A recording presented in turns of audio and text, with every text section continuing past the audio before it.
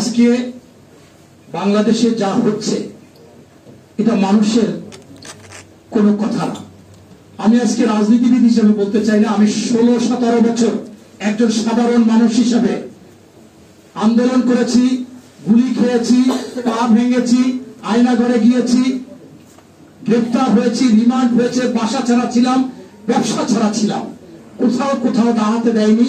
তারপরে সকল আন্দোলন সংগ্রামে ছিলাম একটা কারণে, সেটা মানুষের ভোট অধিকার চেয়েছিলাম, মানুষের গণতন্ত্র ফিরে চেয়েছিলাম, এইটা ছিল মূল কথা। আর আমি যখন 36-এর জুলাই আন্দোলন করি, বিএনপির যখন 65 লক্ষ লোকের নামে মামলা, বিচার শুরু হয়ে গেছে, পিঠ দেয়ালে ঠেকে গেছে, তখন আমরা আমাদের স্ত্রী সন্তান নিয়ে নামতে বাধ্য হয়েছি। তারেক রহমানের নির্দেশে গোপনীয় ভাবে হলেও, ভিতরে থেকে হলেও আমরা সেইটা করেছি।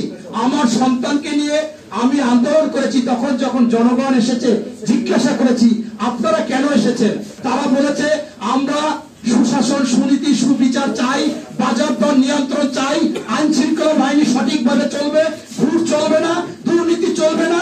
এইটার জন্যই আজকে আমরা এখানে রাজপথে এসেছি। আমরা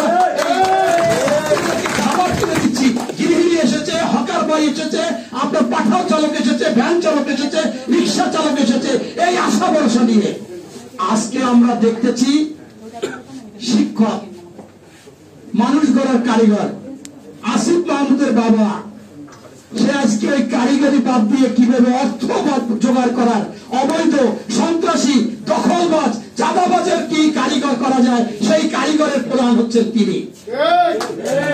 তার অঞ্চলে ইচ্ছা মতো সন্ত্রাসী কার্যকলাপ করছে, দখল করতেছে।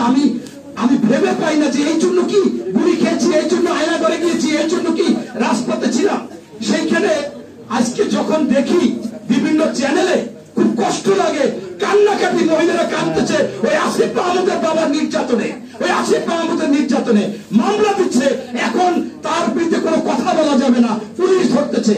একই এরপরে আমরা কিন্তু 5ই আগস্টের পরে সবাই বলছিলাম নতুন বাংলাদেশ, কিন্তু আমাদের বাংলাদেশের অন্তর্বর্তীকালীন সরকারের প্রধান উপদেষ্টা, বিশ্ববরণ্য ব্যক্তিত্ব ডক্টর মোহাম্মদ ইউনূস সাহেব, তিনি যে বিষয়টা করল অত্যন্ত কষ্টদায়ক।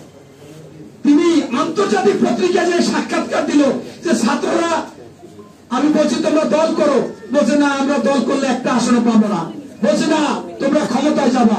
সেইখান থেকে শিক্ষা ব্যবস্থাকে এদেরকে এই রুবি বানিয়েছে, সন্ত্রাসী বানিয়েছে, আজকে স্কুল, কলেজ, বিশ্ববিদ্যালয় এখন ওরা চাইতে চায় না। ওদের মধ্যে লোভ আসছে, টাকা কিভাবে উপার্জন করবে, কিভাবে নেতা হওয়া যাবে, অথচ বয়স এবং তার অবস্থার কোনো কিছু তোয়াক্কা করতেছে না। তাই আজকে রিয়াদ নামের একটা ছেলে কিভাবে যে আপনার চাঁদাবাজি করতেছে, এই রিয়াদটা সারা বাংলাদেশে টিওর office, DC office, OC office, এই সচিবালয়, প্রত্যেকটা জায়গায় এই এনসিপি, এই ছাত্র বৈষম্যের লোকজন বসে অন্যায়, অবিচার, দুর্নীতি, চাঁদাবাজ তদবির করতেছে, চাকরি দিচ্ছে।